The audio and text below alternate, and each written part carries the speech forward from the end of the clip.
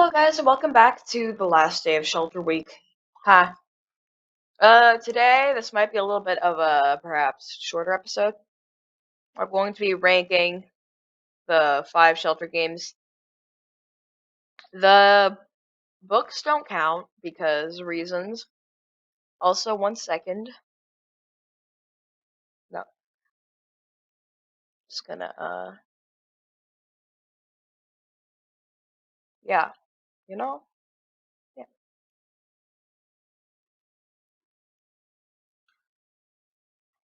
We're going to, do that, and, F is for favorite. And, yeah, I can take this. There we go. Yeah, and I'm gonna add my favorite color. Yep, there we go. Yeah, that's good. That's nice. That's real good. That's real nice. Real good. Yeah, you know. So yeah. Um First we're going to start off with one of the more recent ones. Shelter 3.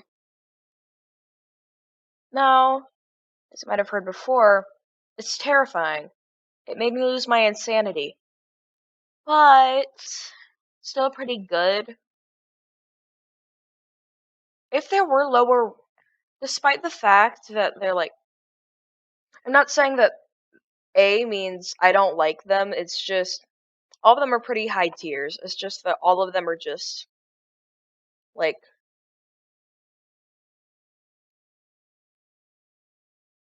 I don't really. It scares me. It made me lose my sanity. I am insane now. But yeah, you know what? It's still pretty good, I guess. Next up is Meadow. Meadow actually had to grow on me. It wasn't the best when I first played it because I was alone, so I couldn't get the full experience. Because I didn't lie about where I lived. But now that I can play with actual other people, it's a really fun game that you can just run around. Actually, me and the Steam community have been making suggestions to try to, like, make it so that Shelter 2 can have a multiplayer DLC where you can, like, have, like, where you can, like, live chat and stuff, and you could basically just, like, play with friends. You both have your own generations that you can play with, except you're kind of playing together and things kind of happen at the same time. So, like, if the Lonesome Fog happens for one, the Lonesome Fog happens for all. But it's going to be a little bit difficult to do that because you might be at different stages with your cubs. So I would just think that maybe the multiplayer DLC can only be done when you're at the beginning of a generation or at the same point. Or you can just skip to a time frame. Like you can skip to winter or autumn or whatever. Yeah, that's basically something that we've been doing, like trying to be like, hey, this would be really cool. But Meadow works for now. Meadow is really nice. And if you hop onto Fortnite and then just go straight to Meadow, you can have that open so there'll be a live audio chat like, huh. Except none of my friends that play Fortnite play the Shelter series, so I'm alone here. Lonely, I don't know anyone else. But yeah, me and my other friend do agree that we do need multiplayer for that because he doesn't play Shelter or Shelter 2 or the Shelter series at all, but it would be really cool. But yeah, next is Pause. We're doing Pause next. This one's a little bit more difficult. It does kind of get old after a while. There's not a whole lot you can do with it. You can make a let's play of it. You can do a genocide route of it, and you can make your other friend play it. And you can do the other ending of it, and you can do speed runs. But that's pretty much the mundane stuff that you can do. In Shelter 3, there is the In Shelter 3, you can do stuff like only choose the left stuff or only choose the right stuff. But anyways, it's like there's not a whole lot you can do with it except for the generic stuff. So I'm going to put it here.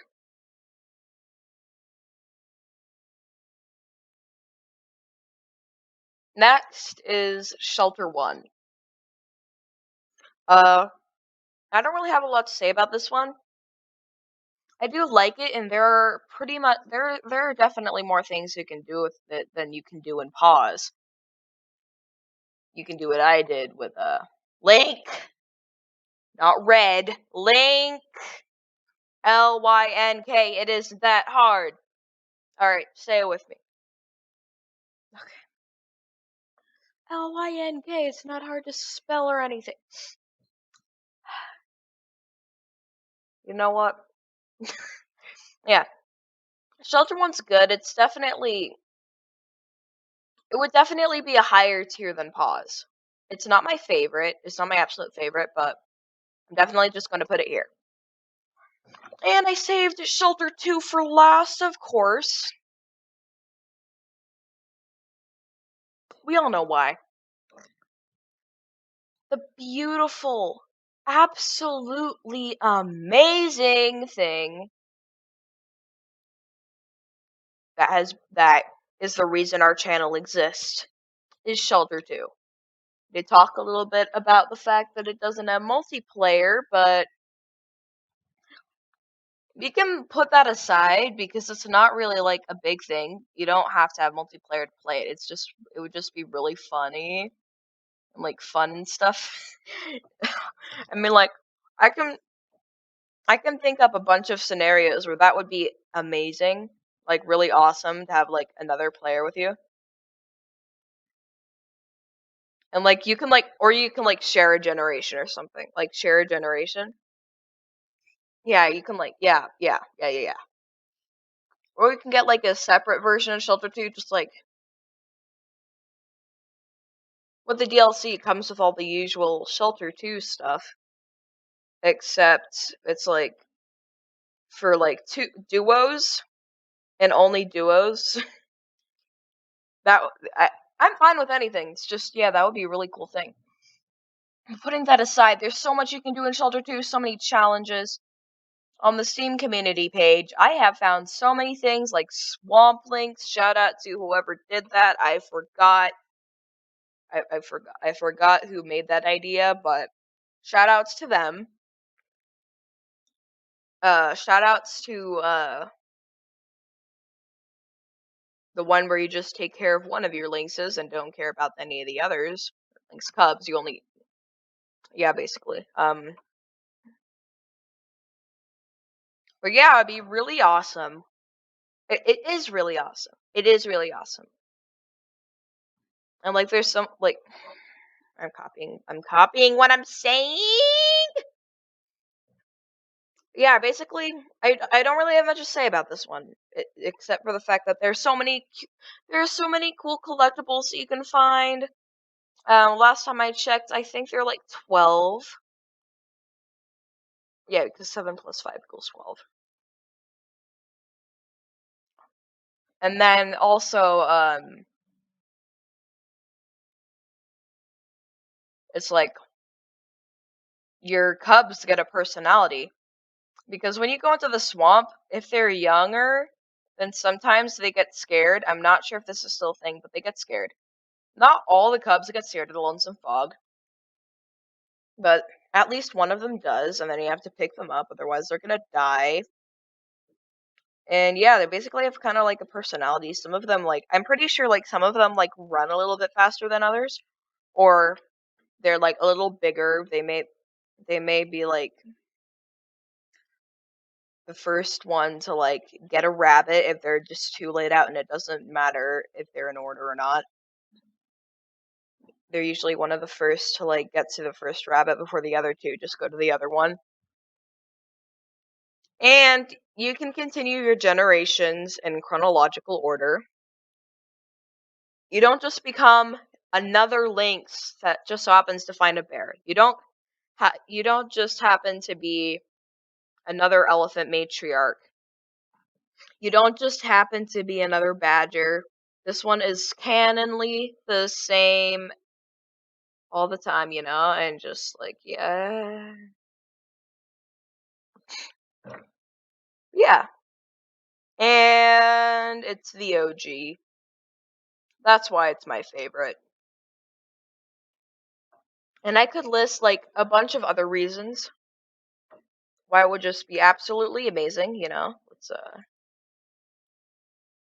down to 11 maybe.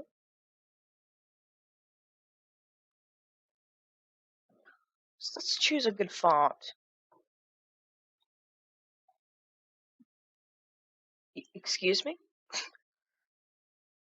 Uh,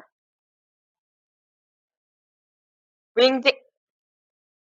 Wing ding!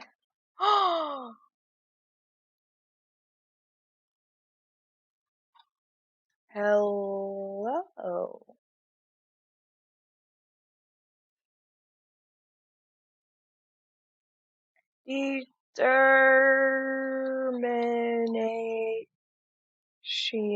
Determinate. Sadly, we can't use this font because, I would love to get a tattoo that says determination, though. Like, if I'm still into Undertale, of course. I'm definitely, I have to wait, 8 years or something, but I'm still into that stuff. It would be cool if I could just get, a tattoo that says determination in the Wingdings font. So only I know what it says, and it's like, yeah. Anyway, 1.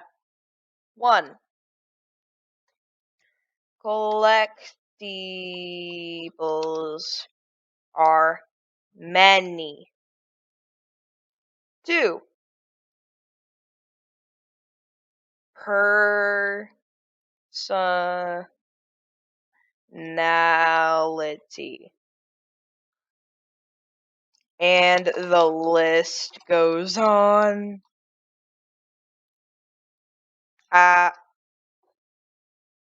Is it just me, or does anyone else have their own little signature that they put on their piece of paper? Like when they're writing a paper or something, or it says name, and you have to put your name on a practice sheet or something, or homework. I always because my teachers say it isn't mandatory to put the date. I just put as the date, this exact thing, and it references my YouTube channel every time, except no one knows. The only reason you would know is if you've watched that episode. So it's kind of like my own little thing. Am I the only one that does that? Please don't tell me I'm the only one that does that. Yeah, I'm just gonna put that right up there. Yeah, anyways, I hope you enjoyed Shelter Week. I hope you enjoyed everything. But yeah. So I hope you all enjoyed this episode, and I'll see you later.